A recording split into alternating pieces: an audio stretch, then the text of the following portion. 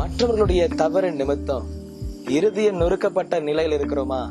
மற்றவர்களுடைய தவறு நிமித்தம் அவர்களை மன்னிக்க முடியாத கடின இருதயத்தோடு நாம் இருக்கிறோமா?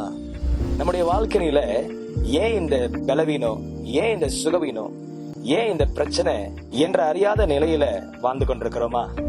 மாணவர்களே, நம்முடைய வாழ்க்கையில இறுதிய நொறுக்கப்பட்ட நிலையில நாம் என்ன செய்யணும் என்பதையும், கடினமான இருதயத்தோடு இருக்கும் பொழுது நாம் எதையெல்லாம் இழந்து போயிருவோம் என்பதையும், நம்முடைய வாழ்க்கையில இருக்கிற பிரச்சனைகளுக்கு என்னதான் தீர்வு என்பதையும் இந்த காணொளி வாயிலாக கர்த்தர் நம்மோடு கூட பேசுவாராக.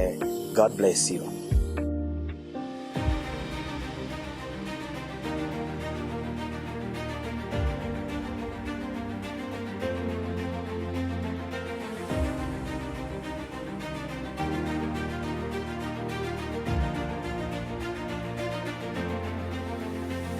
பிரியமானவர்களே, இயேசுவின் நாமத்தினால உங்களை யாவ நான் வாழ்த்துகிறேன். அனைவருக்கும் காலை வணக்கம் அண்ட் குட் மார்னிங். இந்த நாளில ஒரு முக்கியமான சத்தியத்துக்குள்ள வந்திருக்கிறோம். எபேசியர் 4ஆம் அதிகாரம் வசனம் 32 இப்படியாக சொல்லுகிறது: ஒருவருக்கொருவர் தயவாயும் மன உருக்கமாயும் இருந்து கிறிஸ்துவுக்குள் தேவன் உங்களுக்கு மன்னித்தது போல நீங்களும் ஒருவருக்கொருவர் மன்னியுங்கள். ஆம் பிரியமானவர்களே, ஒரு சூழ்நிலை குறித்து சொல்லிட்டு இன்னைக்குள்ள சத்தியத்துக்குள்ள நான் போக போகிறோம். ஒரு ஊர்ல 2 நண்பர்கள் இருந்தாங்க, இணைப்பிரியா நண்பர்கள். இந்த நண்பர்கள் 2 பேருமே சேர்ந்து ஒரு வியாபாரத்தை, ஒரு பிசினஸ் ஆரம்பிச்சாங்க. பிசினஸ் ஆரம்பத்தில் நல்லா போயிட்டு இருந்துச்சுங்க. ஆனா போகிற இடையில என்ன ஆயிருச்சுன்னா, ஒரு நண்பன் மாத்திரம் இன்னொரு நண்பனுக்கு தீங்கு நினைத்து அந்த பிசினஸ் ஜேர்னில, வியாபார பயணத்துல பாதியிலே விட்டுட்டு ஓடிட்டாரு. அப்படி ஓடும் பொழுது என்ன ஆயிருச்சுன்னா, பாதிக்கப்பட்ட நண்பன் பெரிய நஷ்டத்துக்குள் போயிட்டார். ஒரு புறம் கடன் பிரச்சனை, ஒரு புறம் குடும்பம், பிள்ளைகளுடைய படிப்பு தேவைகள், இப்படி எதிர்கால பயம் இவர் ரொம்ப வாட்டி வளர்த்தது. ஆனா தேவ ஜனமே, இப்படி சூழ்நிலை இருந்த போதிலும் நஷ்டம் அனுபவித்த அந்த நண்பனுக்கு உள்ளத்துல மிகப்பெரிய வேதனையும் கோபமும் இருந்தாலும் ஒரு நாள் தீங்கு நினைத்த அந்த நண்பனுக்கு மன்னிப்பை கொடுத்தார். பிரியமானவர்களே, எது எப்படி முடியும்? சற்று கொஞ்சம் ஒழித்து பார்ப்போமா? அநேக நேரத்துல நமக்கும் பலவிதமான சூழ்நிலைகள், தீங்குகள், விரோதங்கள், மன்னிக்க முடியாத தன்மை, மன்னிப்பை கெடுப்பதற்கு, சமாதானத்தை கெடுப்பதற்கு, நல்ல உறவை கெடுப்பதற்கு நம்மை சுற்றிலும் அநேக உறவுகள் எழும்பி இருக்கலாம். ஆம் பிரியமானவர்களே, இன்னைக்கு நான் பேச போகிற தியானத்தின் தலைப்பே நாம் ஏன் மன்னிக்க வேண்டும். தேவ ஜனமே, நஷ்டமடைந்த நண்பன் பலவிதமான சூழ்நிலை அகைப்பட்டாலும் நஷ்டத்தை ஏற்படுத்தி கொடுத்த நண்பனை மன்னிக்க முடிந்தது. காரணம் என்ன தெரியுமாங்க? இவருக்கு நடந்த இந்த நஷ்டத்தை விட தன் உள்ளத்துல, தன் வாழ்க்கையில, தன்னுடைய பரலோக ஜீவித்திற்கு எதுவான நன்மையை பெற்றுக்கொள்ளாத படிக்கு இந்த மன்னிக்க முடியாத தன்மை பெரிய பாதிப்பை ஏற்படுத்தும். அதனால இவருக்கு ஒரு பக்குவம் இருந்தது. என்ன பக்குவம்னா, நடைமுறையில நான் மன்னிக்காமல் இருக்கலாம், ஆனா இப்ப நான் மன்னிப்பு கொடுத்தா பரலோகத்தில் நான் சேர்க்கப்படுவேன், நித்தியத்தில் நான் சேர்க்கப்படுவேன். அந்த நஷ்டத்தை ஏற்படுத்த நண்பன் விட்டுட்டு ஓடிட்டான்.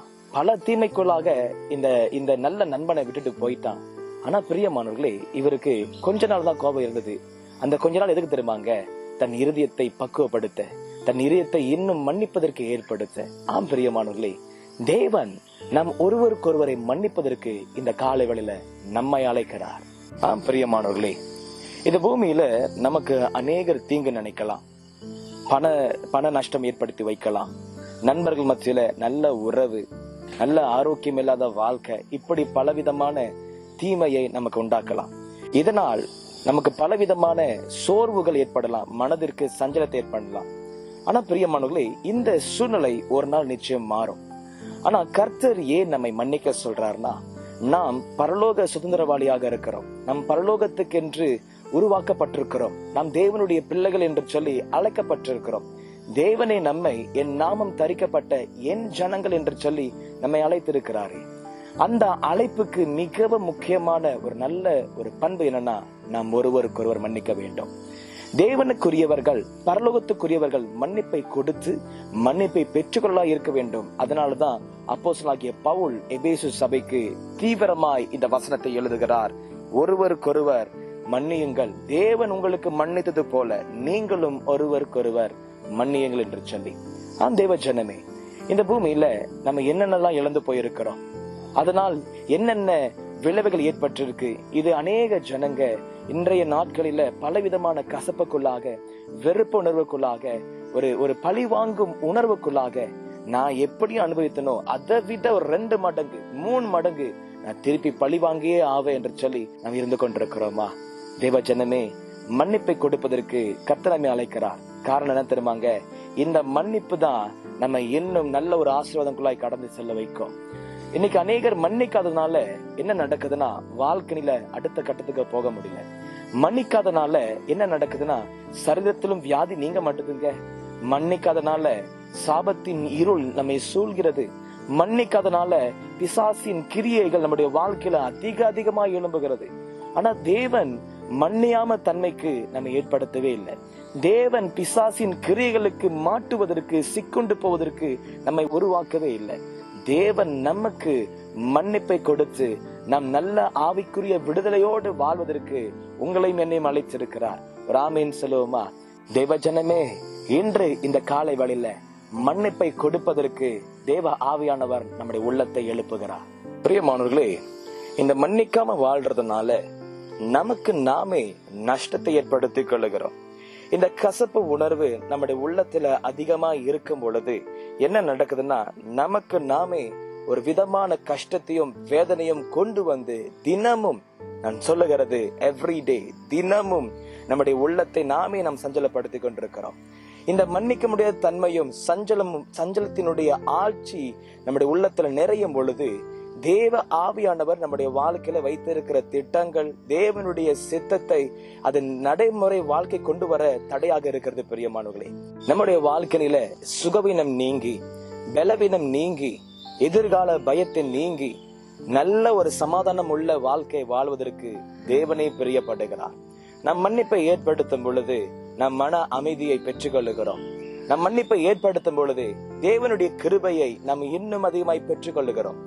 மற்றும் சூழ்நிலைகளை நாம் ஜெயம் எடுக்கவும் நல்ல ஒரு வாய்ப்புகளை பெற்றுக் கொள்கிறோம். பிரியமானவர்களே, இன்னைக்கு நம்முடைய வாழ்க்கைக்கு நல்ல ஆசீர்வாதங்களை, தேவனுடைய திட்டங்களை, ஆவிக்குரிய வழி நடத்துதலை நாமே தடை பண்ணாதபடி, இந்த மன்னிக்க முடியாத உணர்வோடு நாம் வாழ்வதனால நாமே பல காரியத்திற்கு தடையாக போகாத படிக்கு தேவன் நமக்கு இந்த காலை வழியில மன்னிப்பை ஏற்படுத்த தேவன் விரும்புகிறபடியினால நாம் ஒப்பு கொடுப்போம். பிரியமானவர்களே, ஒருவேளை நீங்க பல வருடம் மன்னிப்பை கொடுக்காதனால சில உறவுகள் சமாதானமாகாமல் இருக்கலாம். மன்னிப்பை கொடுக்காதனால உங்களுக்கும் உங்களுடைய உறவினருக்கும் பலவிதமான சஞ்சலத்தை ஏற்படுத்தி இருக்கலாம். கர்த்தர் மன்னிப்பை கொடுக்க சொல்லுகிறார். கர்த்தர் மன்னிப்பை ஏற்படுத்த சொல்லுகிறார். நாம் தவறு செய்திருக்காவிட்டாலும் பரவாயில்ல, தவறே செய்திருந்தாலும் பரவாயில்ல, மன்னிப்பை ஏற்படுத்த வேண்டும், சமாதானத்தை ஏற்படுத்த வேண்டும், தேவனுடைய வார்த்தையை நிறைவேற்ற வேண்டும். மன்னிப்பை கொடுப்பதனால் நாம் தேவனுடைய பிள்ளைகளாக மாறுகிறோம். பிரியமானவர்களே, மன்னிப்பை கொடுப்பதனால் நாம் தேவ ஆவியானவர் நடத்துவதை, நான் சொல்லுகிறது ஒவ்வொரு நாளும் நடத்துவதை நம்மால் பார்க்க முடியும். அல்லேலூயா. தேவன் நம்மை நடத்த விரும்புகிறார். அவருடைய பிள்ளையாய் மாற விரும்புகிறார்.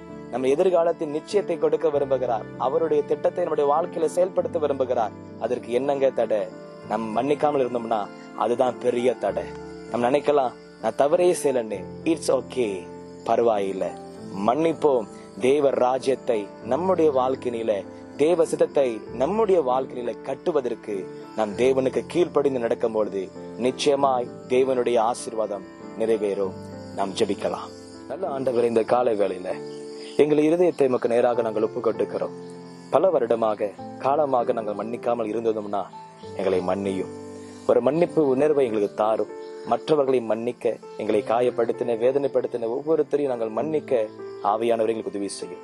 அந்த மன்னிப்பின் வாயிலாக தகப்பனே, நாங்கள் இன்னும் உடைய பிள்ளைகளாக ஒவ்வொரு நாளும் வாழ எங்களுக்கு உதவி செய்யும். இந்த காணொளி பார்க்கிற ஒவ்வொரு மேலும் அந்த கிருபையும் இரக்கமும் தேவனுடைய சுதந்திரத்தையும் விடுதலையும் பெற்றுக்கொள்ள ஆவியானவரே உதவி செய்வராக என்று சொல்லி இயேசுவின் மூலம் ஜெபிக்கிறோம் நல்ல பிதாவே. ஆமென், ஆமென்.